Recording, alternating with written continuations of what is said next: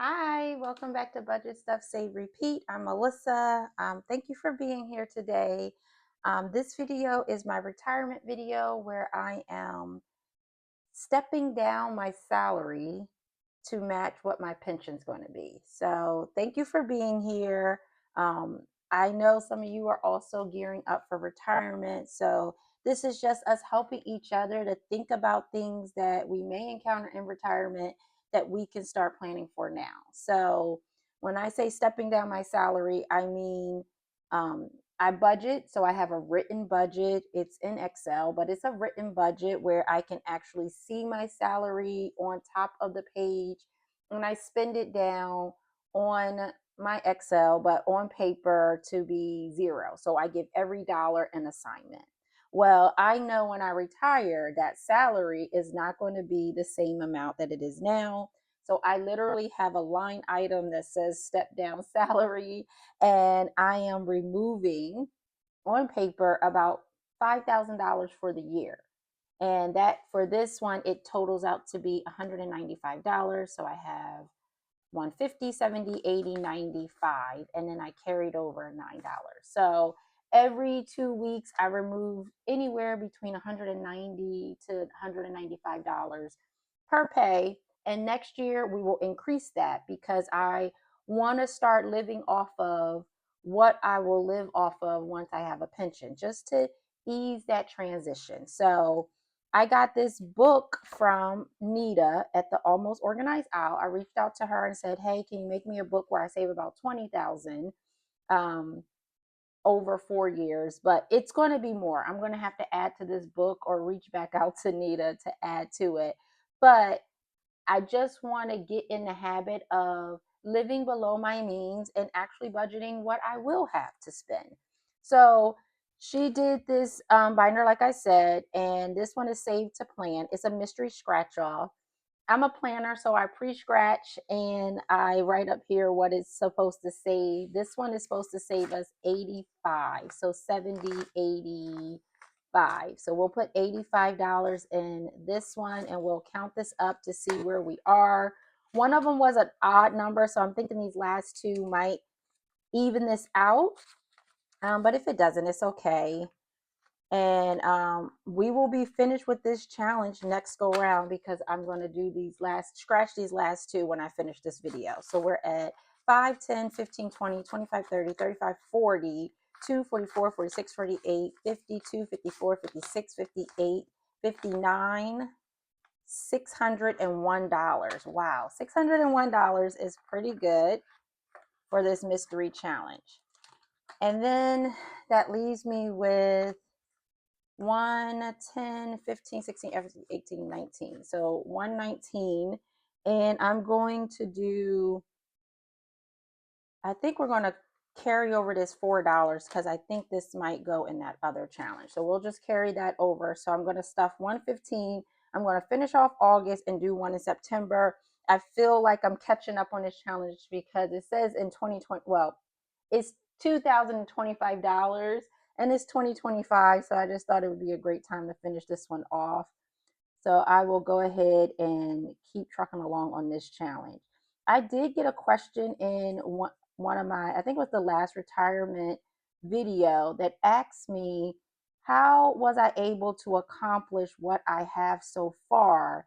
And I think that person, since it was a retirement video, I think they were just referring to like with my retirement. So I've told this story before, but I do not mind repeating it. Um, I have been working with the federal government since 2001. So this is my 24th year with the federal government.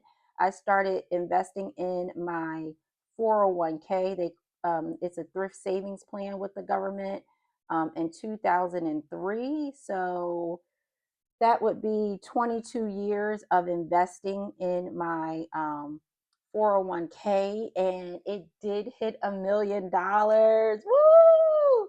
So I will insert, I'll have to edit this video and I'll try to insert my picture that I took. It was August the 12th when I hit 1,005,000. Yeah, so 1 million. So it has two commas. Oh my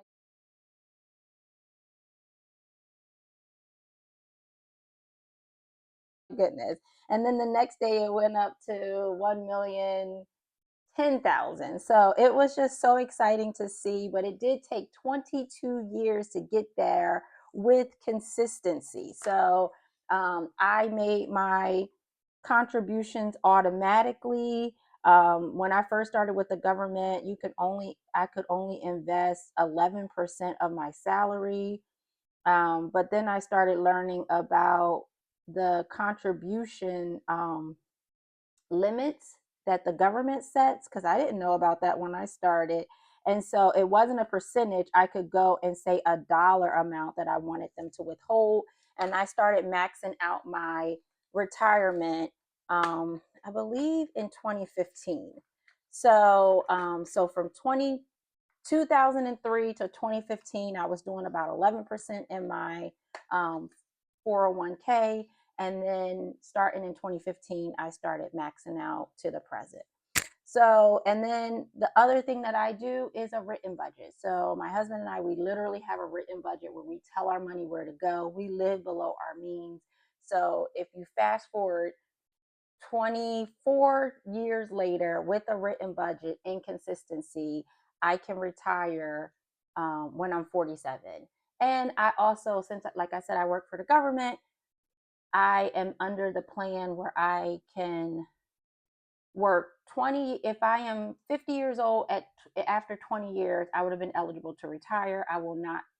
I already have 20 years in, and or 24 years in, and I'm only 44. So I can retire at any age after 25 years in my particular position. So my first 2 years, I was just a co-op, so it doesn't count towards my current position. So that's why I have to do 25 years in my current position, and I'm at 22 in my current position. So I have 3 years to retire. Really, it's 2 years and 11 months, but I'm shaving off those extra little days. So, long story short, it was consistency is the biggest one. Um, and I'm not suggesting anybody go and stay on a job for 24 years if that's not what you want to do. But you can still invest consistently, whether you're at your job or you're doing it yourself through your, Roth um, IRAs or however you want to invest. I'm not a financial advisor, but you can definitely invest consistently, whether you are with the employer or you do it on your own. So I hope that answered the question. If anyone has any additional questions, I'll be more than happy to share what I did to get to where I am right now.